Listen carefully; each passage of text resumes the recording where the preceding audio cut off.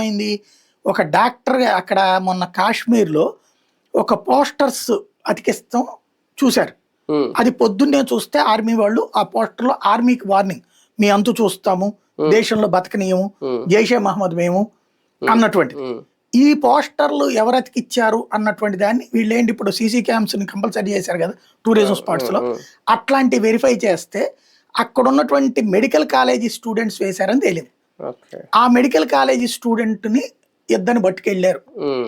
వాళ్ళని విచారిస్తుంటే వాళ్ళు మేమేంద్రా దేశం మొత్తం మీద పెద్ద స్కెచ్ చేసాం చూసుకోండి అని చెప్పారా లేకపోతే భయపడి చెప్పారో గాని, చెప్తే అప్పటికప్పుడు ఫరీదాబాద్ లో కావచ్చు, తర్వాత మిగతా ఏరియాల్లో వెరిఫై చేస్తే ఫస్ట్ 200 కిలోలు అనుకున్నారు, 300 కిలోలు అనుకున్నారు. అంటే వీడు ఎవడైతే వీడు దొరికాడో వాడి సంబంధించినటువంటి లాకర్ ఓపెన్ చేస్తే మిషన్ గన్ ఉంది.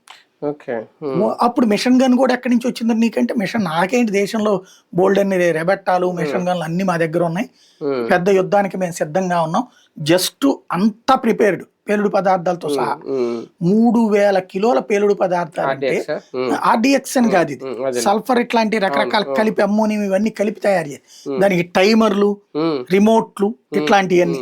వాస్తవంగా ఇలాంటి తరహా క్రైమ్ కి మొట్టమొదట మూలం పడింది మన ఆంధ్రప్రదేశ్ లో మన నూజివీడి దగ్గర.